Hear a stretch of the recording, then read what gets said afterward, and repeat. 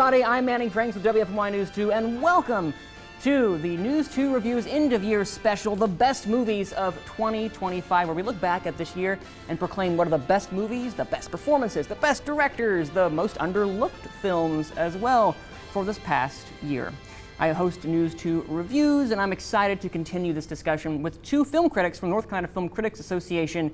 For the third year, we're bringing this back. The two guests that I have in front of me are returning guest. Lex Williams, how you doing, Lex? I'm good. Thank you for having me. Fantastic. And we also have a new guest over here. No relation before I say his name, Thomas Manning. Thomas Manning, switched the first and last name, so yeah, no relation there, but happy to be here. Always happy to see another Manning, regardless of where your name is in the order. So I agree completely, but again, we love Lex. Thank you for coming back again. For those people who may not know you, tell us a little more about what you write for and who are you? Sure. I'm co-host of Culture Cabinet. It's a site I run with my best friend and fellow film critic, Nicole Ackman.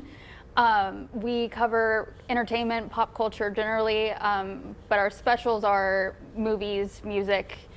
We're breaking into literature. We're going to see how that goes. But yeah, I've been working as a film critic for close to 3 years now. I love sharing my opinions with people, so it just felt kind of natural to get into that, and it's just been such a fun ride. We're all here. We love to share our opinion with people when it comes to film. So Thomas, who do you write for, and what got you into film?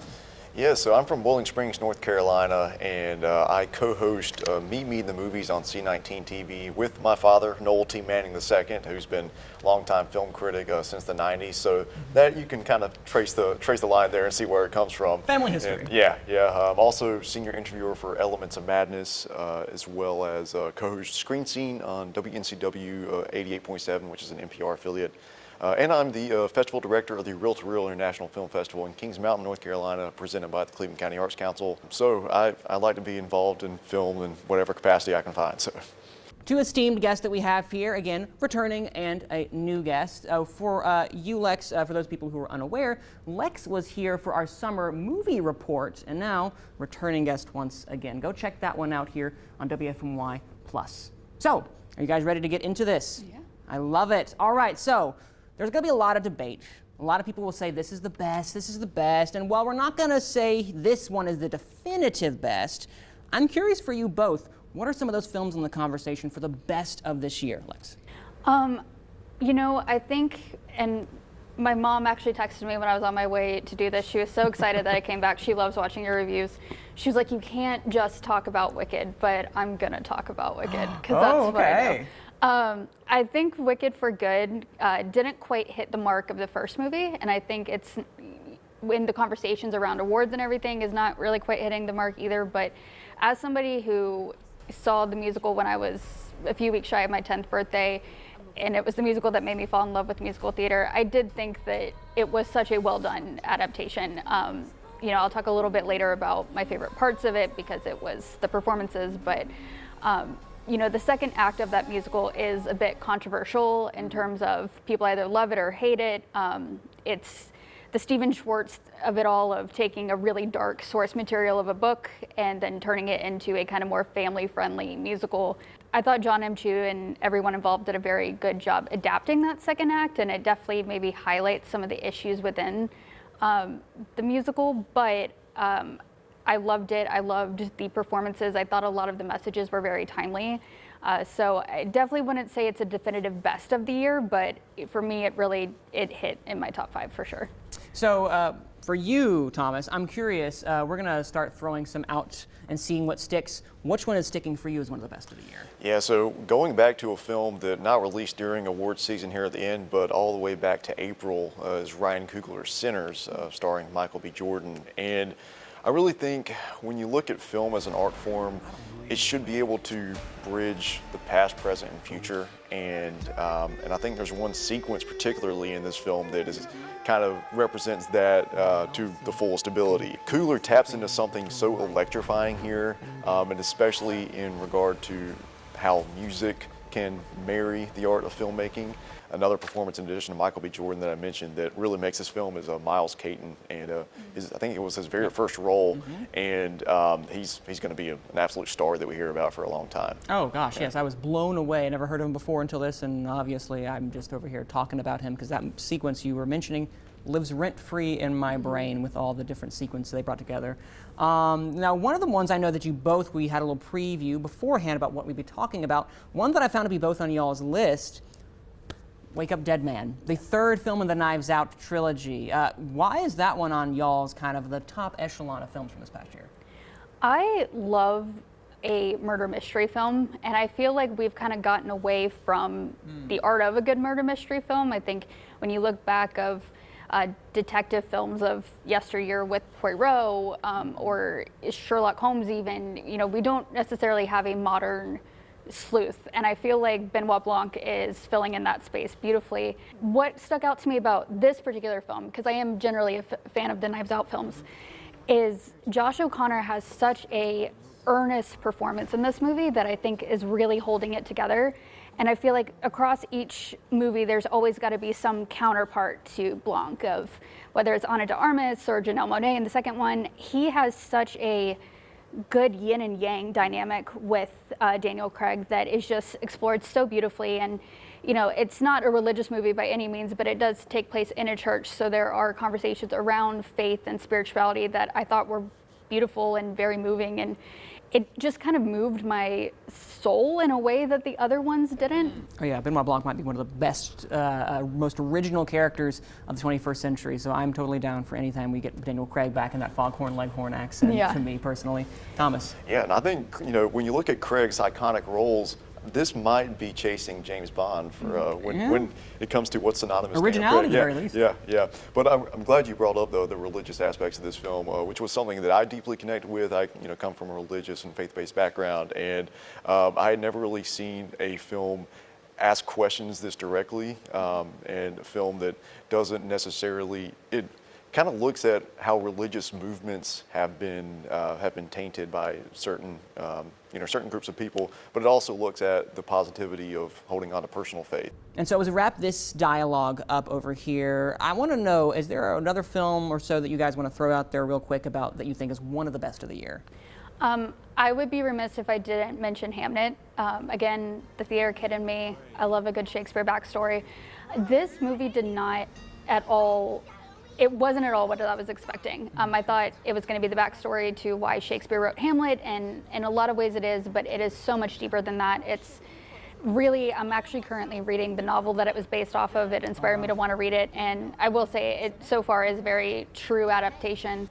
But I think it's also just such a beautiful exploration of grief and human connection, and Chloe Zhao is such a talented director, and as someone who feels very passionate about women in directing roles, because we do not have enough of them, I think she is one of the most promising women we have in the director category right now. And the way she was able to tell the story in such a beautiful cinematic way that was still also very grounded and human, I think also mirrored the two leads of, you have, Paul Mescal's character, who was quite literally William Shakespeare, and Jessie Buckley playing his wife. He's aiming for big theatricality, and she's trying to keep everything grounded at home. And so I think Zhao was able to display that so beautifully on screen, and just everything from the cinematography to the costumes just was absolutely stunning. And it was definitely one of, I think, its strongest films of the year. Another film I want to throw out there is Train Dreams, starring Joel Edgerton, directed by Clint Bentley. And there's just this immense feeling of melancholy throughout the entire runtime, and it's just kind of teetering on the edge of this catharsis that you find in these rare moments over the course of the film. And I really think that's just what life itself is, that these small, mundane, everyday moments that sometimes are often sad and often wearing you down, but after about 1,000 of those, you might have this kind of transcendent breakthrough moment. And when we see that fully on display in Train Dreams, and it was one that, I saw it, and he dreams about trains in that movie. Well, I dream about this movie, so. Yeah. That's a big compliment right there. Anytime you dream of a film, that's always a big compliment. A couple I want to throw out before we head to break. No Other Choice by Park Chan-wook is an excellent film to me that is a great dark comedy, a satire, if you will, but that's Park Chan-wook. I would encourage people to go check that one out. And then, of course, Sentimental Value, which is one of the best, in my mind, one of the best films of the year so far that we had. The acting, the ensemble is absolutely brilliant, and I think it does a really good job dissecting what happens when you sacrifice your work over your family. And I believe everyone was giving top-notch performances. Joaquin Trier, who directed it, did fantastic as well. So here are a couple of films besides those two that I just mentioned that I reviewed this past year that you should check out. We've been gone a long time. We back now. You twins? Nah, we cousins. After returning from Chicago, twin brothers Smoke and Stack make their way home to Mississippi to have a fresh start at life. However, as they try to start their new business venture with their personal gin joint, a mysterious fellow comes a-knockin'. Get back inside. And he's sure to make this a memorable night. Brilliantly blending a myriad of genres, Sinners is a deliciously devilish deconstruction of society's co-opting of black culture. Sinners is so powerfully crafted that it sucks you in with its beautiful imagery and nuanced characters, just like its vampiric bite. Every technical aspect, from the editing to the music, transports you to this deviously inviting world, proving Coogler is truly at the top of his game. Being able to digest these weighty themes in Sinners about cultural and racial assimilation while biting into the macabre entertainment of vampire madness, that's no easy task. And yet Coogler still does it so effortlessly. He assembles an expertly curated cast from Jack O'Connell, Wunmi Musaku, or newcomer Miles Caton. Everyone in the cast comes to play. However, none of this would work without the duality of Michael B. Jordan as Smoke and Stack. Jordan makes these twins so wholly distinct that you forget it's not two separate actors playing each of them. Now, whether you are enjoying Sinners based solely upon the surface level thrills, or really uncovering the deeper themes that are just beneath that surface, this is a fully original film. And for that, I gotta give Ryan Coogler praise. He truly is one of the best directors working today. I'm giving Sinners a 2 approved. There's a firestorm this evening at Gallaudet University. The world's only deaf university. The time was now to light a match. Deaf President Now revisits the 1988 protest at Gallaudet University in Washington, D.C., the world's only liberal arts college for deaf and hard of hearing students. Since its inception, Gallaudet has been led by a hearing president, and when the board once again selects a hearing candidate, students, alumni, and allies had had enough. Earnest and authentic. Those are the two words that capture the essence of Deaf Presidents Now presentation in documentary form. With archival footage documenting every step of this ground-shaking event and interviewees who light up the screen with their presence, the film manages to both inform and entertain. The student leaders, faculty, and activists featured are vibrant and compelling, signing their convictions to the camera with only the crisp sounds of hand movements and expressive faces, connecting with us on a deep, emotional level. The highlights come not just from the energy of the protests, but from the reflection that that footage offers decades later.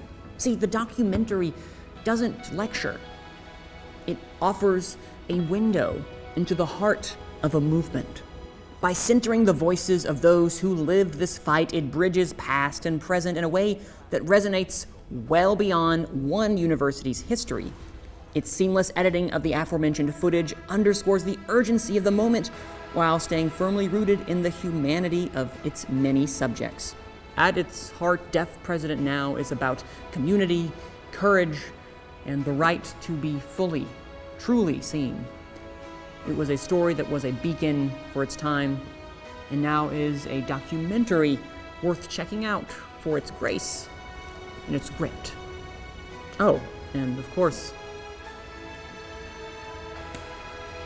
Deaf President Now earns a confident 2 approved. Well, hello everyone, and welcome back to News 2 Review's End of Year Special, the best movies of 2025. I'm back here with Alexa and Thomas, and of course, we still have more to discuss, and a lot of the time what really kind of catches our eye as the viewer are the performances. And guys, we had lots of great performances this year in my mind. One of the ones we talked about and you hinted at when you talked Wicked for Good Ariana Grande. Do you think she is better in this one than she was even in Wicked? Because she was good in that one. I think she is, and I think it is a little unfortunate that she's giving a better performance in the weaker movie. But Agreed. One of the things that I like about this second act of Wicked is, Glinda Upland is just a character that I adore. Fellow blonde girl, The second act is where Glinda's arc really gets to kick in. We get to see her go from someone who's very selfish to changed for good. And so I thought that Ariana did such a good job of showing that kind of transition, and she gets to step into her own, which just really moved me in so many different scenes. I do definitely agree. It is the weaker film, but I think she is able to do so much more with the character. But inherently, the character, I believe, has more to do in the second act. Yes. But again, it's harder when you're in the weaker film. I would love to talk more, Thomas. You had mentioned your love for Sinners, so I want to kind of talk about that. There was a performance in there you really wanted to highlight besides Miles. Who was it?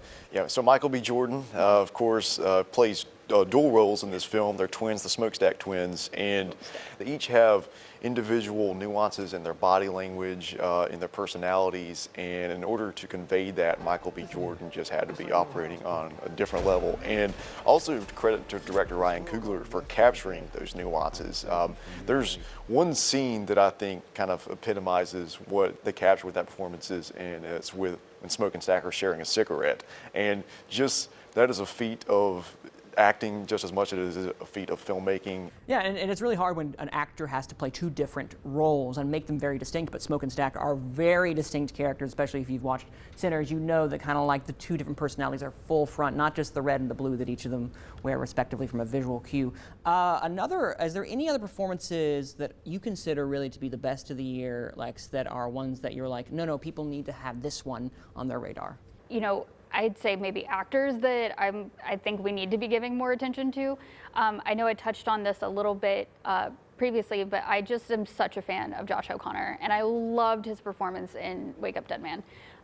It was, like I said, just so earnest and grounding. I think there would have been a particular way to interpret that character that maybe would have done harm to the film overall. But when you look at Josh O'Connor's filmography for this year, he had 4 films come out. Wake Up Dead Man, he did Rebuilding, which is a movie that I absolutely loved and think deserves some more attention. And even those performances itself are such a contrast. But then you add The History of Sound, and I've not seen The Mastermind, which recently came out. If anyone's leading the Josh O'Connor Awards campaign trail, it is me. I'm the campaign manager. I really think we should be giving some more attention to Josh O'Connor's performances. Hear that, Josh O'Connor? She's leading the charge for you. Thomas, what other film, or performances, should we be looking at? Yes, I'm going back to Hamnet and Jessie Buckley, and I think I was immensely moved by her performance in general, but then I actually had the privilege to, attended a DGA screening of this and heard her talk about it. And when an actor actually can put into words what they were accomplishing, that I think really goes a long way for me as a viewer and as an audience member and as a critic. And just hearing her explain how there's this woman who's carrying this grief that she can't really rely on her husband because he has secluded himself, and it's kind of up to her to figure out how to manage that herself. It was just hearing that conversation was probably as jaw-dropping as the performance itself. So Jessie Buckley for Hamnet is she's absolutely my best actress of the year. I love that. And so when it comes to actors, they're only as good as the directors that can really help and bring the performance out of them.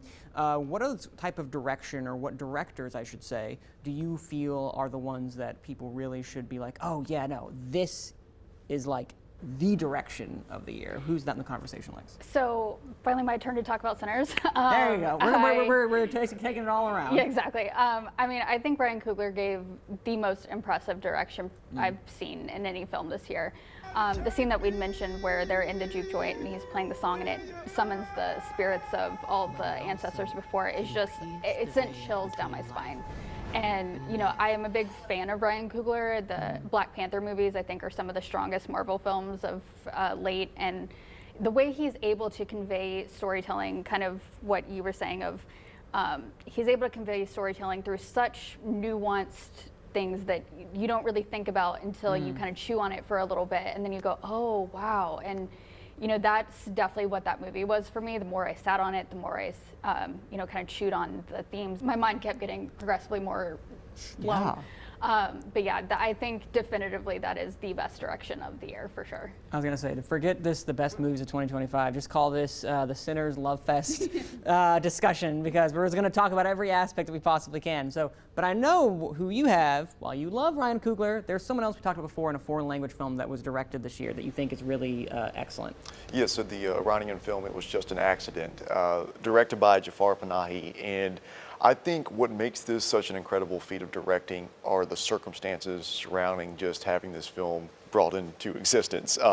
It was a major personal risk for Jafar to make this film. He's been imprisoned by the Iranian authorities before for being outspoken against the government, and he's made multiple films in secret. This is one of those films he made in secret without the proper permissions, and there were a million reasons why this film should never have been made, or why that could have prevented them from being made, but he just made sure that he was basically going to put his life on the line to bring this to fruition. And, you know, and a lot of the things that he's dealt with, being imprisoned and being persecuted for his beliefs, explores that even further with the characters in this film. And I just admire how gutsy that is to do, and I think that's why we need filmmakers who are fearless like that to keep speaking, you know, truth to power. And so now that we've had the discussion of some of the best performances, some of the best directors, I mean, you talk about some of the best films, well, I'm now going to toss it to some other critics in the North Carolina Film Critics Association who I got the pleasure to talk to, and they gave me some of their favorite and best films of 2025. Take a listen.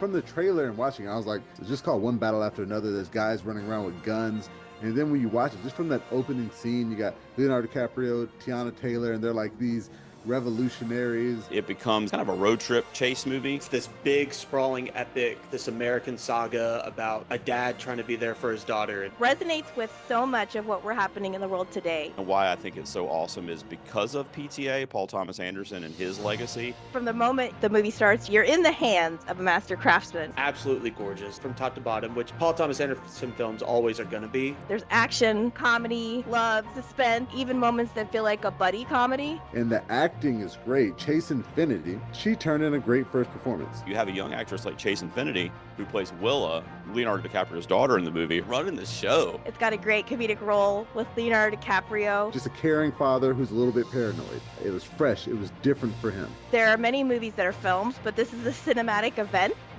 Del Toro's Frankenstein is based on Mary Shelley's 1818 Gothic masterpiece. There's story, there's performance, there's the score, the design. They are in constant conversation with each other. Jacob Elordi delivers this award caliber performance as the creature. It's one that is physical, it's tortured, and it's emotionally devastating, and it's actually the most human of all the characters that we see in this film. Del Toro has always been a master visual craftsman. He understands that audiences don't just go to movies for the stories, they go for experiences. And here, every visual choice deepens a character, it deepens place, and it deepens meaning. Jay Kelly is about this huge movie star, maybe what George Clooney and Brad Pitt are, so to speak. He has two daughters that he's essentially estranged from because he was making movies all the time. Kind of has that It's a Wonderful Life aspect to it. It forces the audience member to reflect on my choices in my life, just like Jay Kelly's doing throughout this film. Adam Sandler's terrific in it. I think he's finally going to get an Oscar nomination this year. I haven't been a fan of his in a minute, but Adam Sandler gives one of his best performances, and not comedic wise at all. He plays it straight. It's a great film about the movie industry that morphs into a story about family and legacy. It's really beautiful. I really liked it. Highest to lowest, when a powerful music mogul is targeted by a ransom plot, he's forced to fight for his family and legacy while jammed up in a life or death kind of dilemma. This film was really about sometimes how ego can really take over, especially when money's involved. Of course, Denzel. Who doesn't love a Denzel film? It doesn't matter. He could sit there and read the ABCs and I would be mesmerized. A$AP Rocky, that's another surprise. To see Rihanna's baby daddy in there acting, and he did an amazing job. I was absolutely shocked to see. No film this year has given me the same buzz that Weapons gave me. It's a David Lynch version of a grim fairy tale. It's more about parents versus teachers. How are they influencing my children and maybe turning the children into weapons against me? I think Weapons is such a smart and tight script. Amy Madigan plays a character called Gladys. I think she is like the moment of the year, and she goes absolutely wild with it. Her performance is truly, it's not just frightening, it's absolutely riveting. The Testament of Anne Lee is the first ever, as I can tell, narrative feature film about the Shaker religion. And it's filmed as a musical, which I think is an inspired choice. I think this is a great reminder what religious persecution actually looks like. Amanda Seyfried, she deserves all of her flowers for doing this role, which must have taken a great deal of physical endurance, first of all, and emotional labor. And so getting to see how she led other people with gentleness and also strength is just something to be modeled. Die My Love is directed by the great Lynn Ramsey. It's about a woman who is experiencing postpartum depression. Jennifer Lawrence, who's the lead here, she's basically a new mom, and her husband, who's played by Robert Pattinson, who I also love in this movie, move out to the country. She doesn't have a lot of support, and she's really starting to kind of descend into madness. You know, it really takes us inside the psyche of its main character, but I think anyone who has ever had kids will find something to latch onto here. I'm a huge fan of Jennifer Lawrence, and this is the best I've ever seen her. She's just so real in this movie, and you just feel for her. I think it's just one of the most stylistically interesting films I've seen in a multiplex in a long time. Surat is Spain's pick for their Academy Award submission, and this is a film that has stuck with me in ways that very few films ever do. It's about a man, his daughter has disappeared into the rave culture of like Morocco. So he and his son try to find her. It has a fever dream-like quality that I just really kind of leaned into. Heavily infused with music. This is electronic music. You feel it in your body as you're watching this film. But it's really a film about humanity.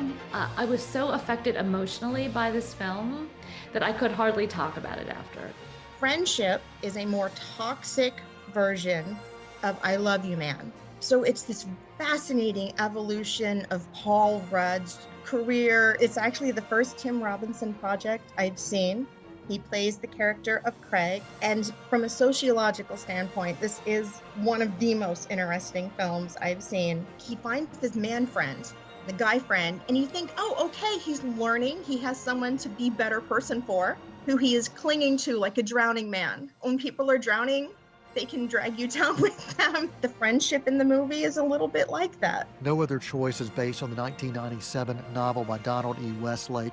What happens when a middle-aged paper company manager who seems to have it all loses his job and all the stability that goes along with it? Well, we witness a man whose life begins to slowly unravel as he leans into much darker tendencies. And this South Korean adaptation is both deeply tragic and is also darkly funny at times. Legendary filmmaker Park Chan-wook leans heavily into symbolism. No Other Choice uniquely balances commentary on corporate progress with slapstick parody that's reminiscent of the Coen brothers, and somehow it all feels completely natural on screen.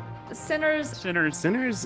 Written and directed by Ryan Coogler, who also directed the Black Panther movies and Creed. And I think he has a very unique, very culturally specific take on the vampire genre. And just creating something so unique. And that was really cool, just seeing something like From Dusk Till Dawn meets Django Unchained. Michael B. Jordan portraying twins who feel like totally different characters, even though they look alike. There's supernatural elements. It's the metaphor, right?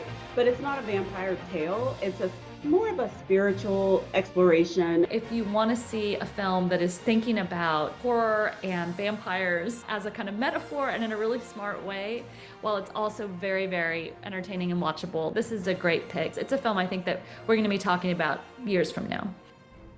The amazing group of critics that we have here in North Carolina, we cannot understate how diverse and how fantastic hearing their voices are here at WFMY News 2, but I'm biased because I'm from North Carolina also, as I know you guys are also North Carolinians right here. Again, I'm back here with Lex and Thomas, and we're going to wrap up our discussion here. So, for both of y'all, we'll switch it up actually a little bit. So, Thomas, what is the most underlooked film of 2025?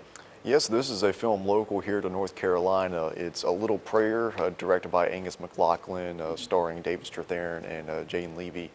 And what I think about when I think about this film is back at the 2020 Oscars, when Bong Joon-ho was accepting his Oscar for Best Director, he paraphrased Martin Scorsese and said, the most creative is the most personal.